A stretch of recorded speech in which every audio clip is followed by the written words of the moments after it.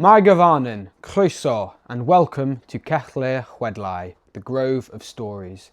If you like mythology, poetry, folklore, and legendary tales, then this is the place for you. Today, for this channel's maiden video, we are going to explore the legendary origin of Taliesin, Wales's first and most famous bard. Now, this story, as many stories do, takes place a long time ago, back in a deep mythological time, a time that none of us today would recognise. But where it takes place may be familiar to some of you. It was not too far from Harlech, in a small cottage in the woods, up on the hill overlooking the sea. There lived a lady called Ceridwen. Folk at the time and folk since then have called her a witch, for they did not know what else to call her, though in truth she was far more than a witch. She was not even a human. Though she had human form, she was something far older, far more powerful.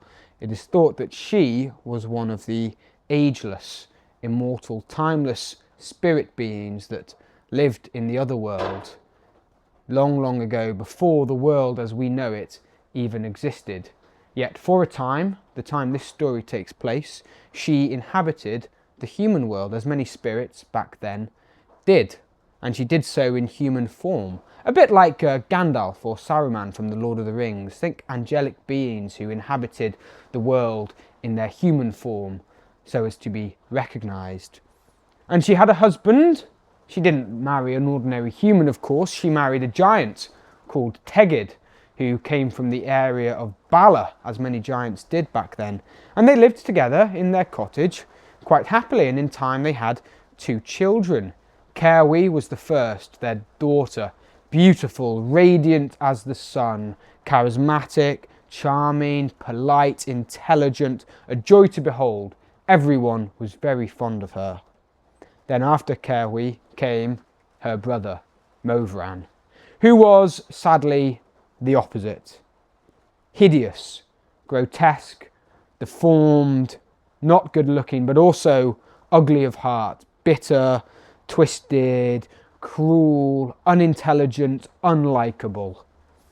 No fault of his own, this was simply the way he was born, and it made him very resentful, very upset to be so different from his family. He was not a giant, though his father was. He was not magic, though his mother was. And he was not beautiful, though his sister was. It was a cruel twist of fate. So Ceridwen set out to do something about this. Now, she was a being of immense magical power. But magic, in those days, was not limitless. And there are some things magic can do, and some things it cannot do very well. One of the hardest things for magic to do is to change someone's essence. This is dark magic that requires power and sacrifice, and the sort of thing that can only be tried and done once, and not, as we shall see, without great risk. But Ceridwen, as a mother, was determined to help her son. So she set out to gather all the magic ingredients that she could from the woods. Now, some of these were physical, tangible things that we would recognise: roots, precious stones, rare minerals, gems, mushrooms, rare leaves, and some things that were not anything that we would recognise, something only a magic mother could provide. It was one day when she was out gathering these supplies that she came across a young boy in the woods. This boy was called Gwion Bach, which in Welsh means little Gwion. And he was different. Very small, very curious, very intelligent in his own way, bookish and inquisitive. He didn't really get on too well with any of the humans down in Harlech, in the village where he lived. He wasn't good at sport. He wasn't particularly talkative. He was very shy. No one really got on with him. The girls didn't talk to him. He was always last to be picked in PE. That sort of boy. But like I say, he was immensely curious. He was hugely fond of knowledge and exploring and learning about the world and learning about the ways of the plants and the trees and the animals. And he would often wander out into the woods alone. In fact, so curious was he that he was the only person from the village who ventured up that hill into the realm of Ceridwen, for all the other humans were scared. But the curiosity of Gwion often got the better of him. And it was there by a high-up pool one day that Ceridwen, looking for her magical supplies, came across Gwyonbach, and she said, "Ah, hello there, Gwyonbach." "How do you know my name?" said Gwion. "I know many things, Gwion. I know many things about you also. You are a very curious little child, aren't you? Always out exploring in my woods, talking to my birds, trying to learn the ways of my world. It might just happen that I have a job for someone just like you, Gwyonbach. How does that sound?" Curiosity building in Gwion. I'm very interested. Could you tell me more?" "Well, I'm collecting these magical supplies. I'm brewing a magical potion in my cauldron of enchantment and transformation." "Where did she get this cauldron, you ask? That is a tale for another day, but she had it in her house." "If you come with me, Gwion, I will pay you a halfpence a day, and all you must do is stir my cauldron. It won't just be you. You can do it with Cerwi, my lovely daughter, for she needs someone to help her.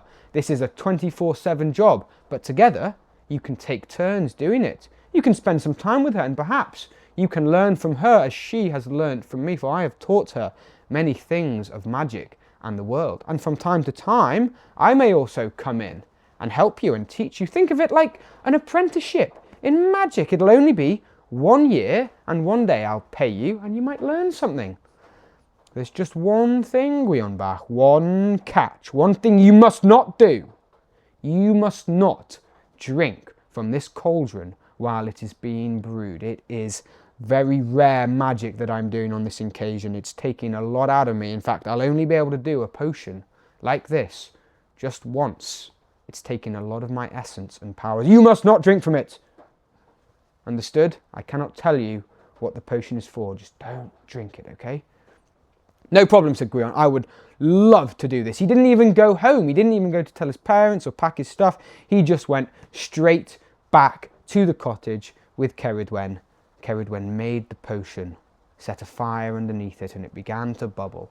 And there it was for a year and a day that Gwion and Cerwi took turns, took shifts, 12 hours at a time, on off, sleeping, chatting, working, stirring that magic cauldron of transformation. And, as you can probably guess, a young curious boy like Gwion, a beautiful girl like Cerwi, there developed a certain chemistry between them. While the chemistry of the cauldron was bubbling, so too was the chemistry between these two people.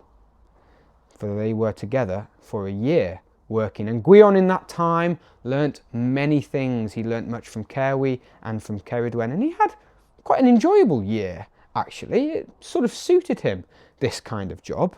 And towards the end, him and Cerwi started talking about what they might do after their year and a day was up. And of course, as they'd grown fond of each other, they arranged to go on a date.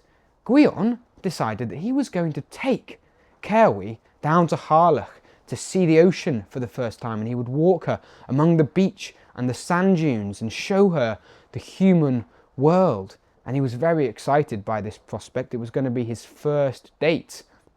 And it was on this last day that he was stirring the cauldron, he began to daydream about this date. What might it be like taking a girl on a date for the first time, he thought. And as he daydreamed, he lost concentration. His stirring slowed, and the cauldron began to boil, and then overboil, and a big bubble formed in the middle, and then pop! The bubble burst, and 3 drops of the potion, boiling hot potion, landed on the thumb of Gwion. "Ah!" he screamed. He dropped the ladle, and without thinking, he sucked his thumb to cool the burn, and in doing so, he did the one thing he had been told not to do. He tasted from the potion before anyone else. And all it was those 3 drops. That's all it took. For in that moment, he had what can only be described as a reality warping transformation of the mind, the body, and the soul. No longer did he see the world from his own eyes.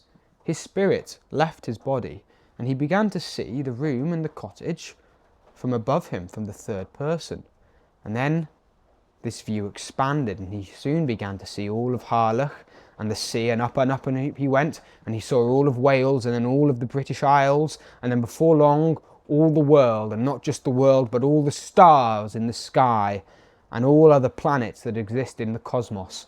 And before long he saw beyond the known world. He saw back into the other world, and he saw forwards into the future, and he saw everything that will be. He saw all futures that may be. He saw all futures that could be, all futures that must never be. He saw back in time, back to before the world existed, and before he knew it, he was gazing into the other world, the world beyond worlds, a world that existed before our world. And in this world, he saw all the nameless, ancient, and immortal spirits that dwelt there, and he recognized none of them, except one, not by appearance, but by essence. As he gazed into the corner of the other world, his mind taking on this new reality, he saw what he knew to be Ceridwen, the witch.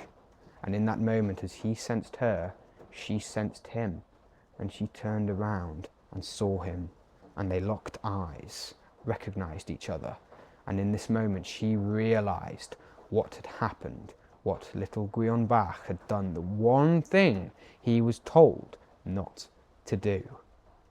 And they gazed at each other. It was a bit like cat and mouse, who was going to blink first. And then she let out a scream in rage. Gwion Bach! This was serious. That potion, which had taken so much of her essence, her life force and her time, had been used, and now there was no hope for her son, Movran. She was furious. This was a betrayal. Everything she'd done for him, the payment, the hospitality, the wisdom she had given him. And then just like that, back to reality went Gwion. He was back in his body, seen with his own 2 eyes again. But that scream, Gwion Bach, it was still there, and it echoed from an upstairs room where Ceridwen was, down the stairs, right to Gwion's ears. Oh dear, he thought, he was in trouble, and he was quite right. Out the door he ran for his life, but he was still Gwion Bach. He had small legs, he was not quick. He ran down that hill as fast as he could, thinking, I have to get back to Harlech. I know it won't do me any good back with the humans now that Ceridwen is chasing me, but I've got to do something, I've got to try, I've got to run. And as he was running, he looked behind him, and there was Ceridwen chasing after him, far quicker, gaining on him. Oh dear, I'm done for, thought Gwion. If only I was quicker, if only I was speedy, if only I was a hare. And with that, as did Gwion think, so too did Gwion manifest, and his thought became reality, and his body transformed into her hair, and he felt his hind legs and his feet pound and beat the ground, and he sped off with renewed acceleration. Incredible, thought Gwion. Now I have a chance to get away. Isn't this great? But Ceridwen, she grinned, for the chase was now on. She too was magic, and her magic was by far greater, for she had years of experience, and she thought, I'll show you a thing or two about magic. Now, Gwion Bach, too can play that game, and she transformed herself into a huge, fearsome greyhound, and she chased after Gwion, and her magic was indeed the mastery, and she began to gain on him, and Gwion could smell the breath of the greyhound behind him. Oh dear, he thought, as it gained on her, and as they chased one another, they came to a river. And it was a wide river, and it was fast flowing, and Gwion went to jump over that river as a hare. But no matter how far he jumped, the river was too wide. Oh dear, he thought, I'm about to land in this water, and this is not going to end well for me. If only I was a salmon and I could swim upstream, he thought.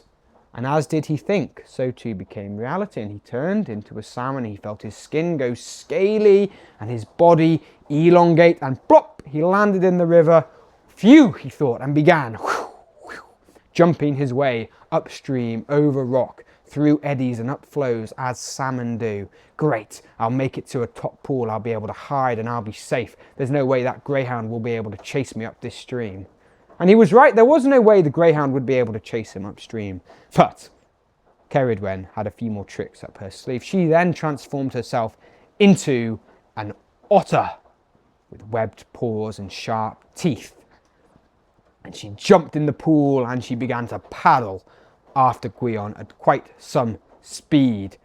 And she was far more accustomed to this transformation, and whilst it took Gwion time to navigate the rocks like salmon do, this was no problem for Ceridwen. She pounded and clambered and scrambled her way upstream, right to the topmost pool where Gwion was stuck and he couldn't run anymore and he couldn't hide.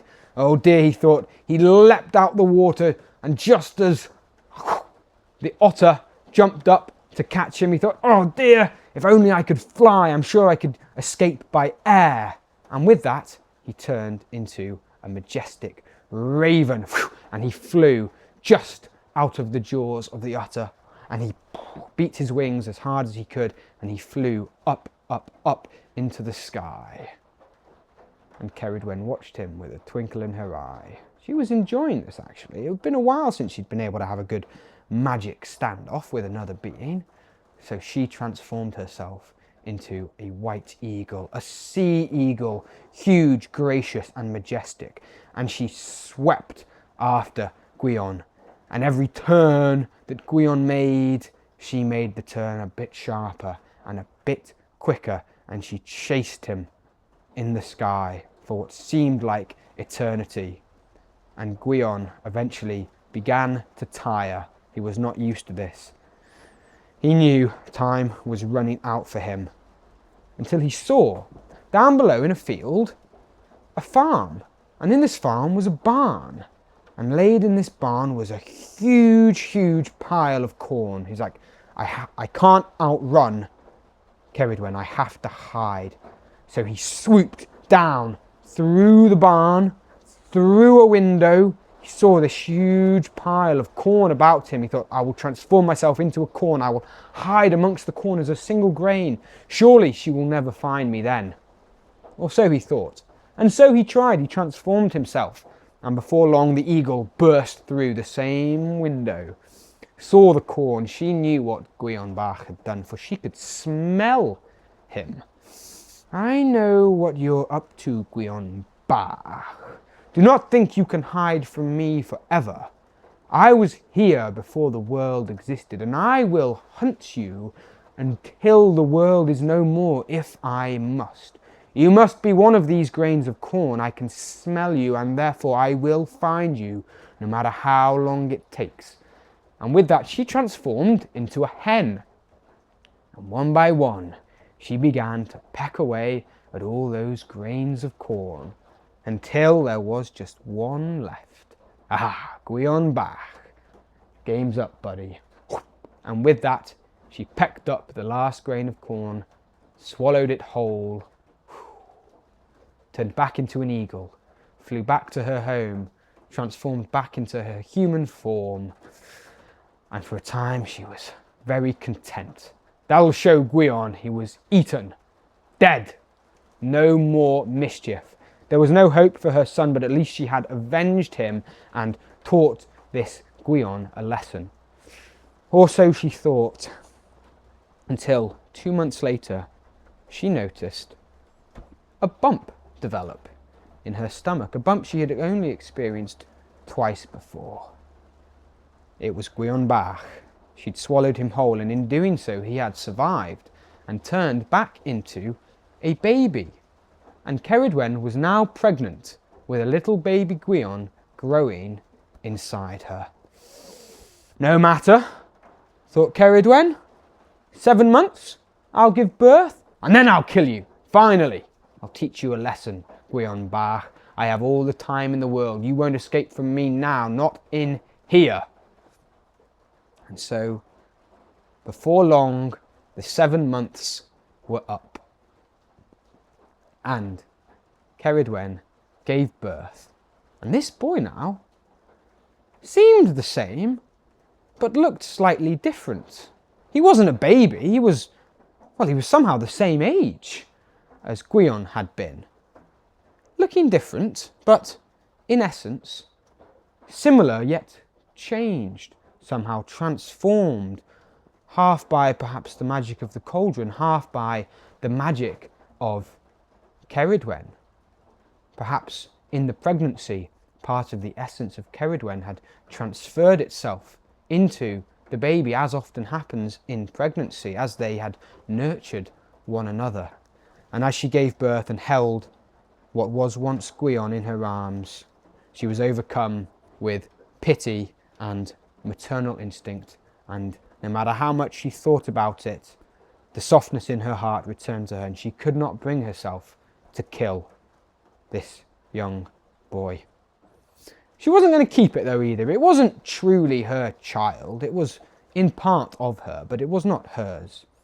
She had to let it go. She put it in a woven willow basket, as does often happen in many tales across the world that you might recognise, and she took it down to the sea. She made sure it floated. She covered it so it would not be drowned, or there wouldn't be no risk of sunburn, and she let it drift down the sea, down south with the ebbing tide, down towards Pembroke. But it didn't make it this far. It made it to the Dyfi estuary, and there it got caught by the rising tide, and it flooded upstream, up the river Dyfi. And it was here that the basket was come upon by, of all people, a prince, Prince Elfin of Aberystwyth. Now, Prince Elfin was a young man, but quite an awkward chap. Not very good with the ladies, not very good with anyone, really. Not really royalty material. He frustrated his parents. He wasn't a great warrior. He wasn't a great scholar, not a great public speaker. He was due to be king one day, but in truth, everyone knew that he was not going to be a good king. He couldn't find himself a wife despite being a prince somehow. And to be honest, he didn't seem that interested in finding one either. And his parents were always badgering him. They said, you need to go out, get a wife, marry a princess. You need a child so that you can have an heir to secure your own rule when the time comes.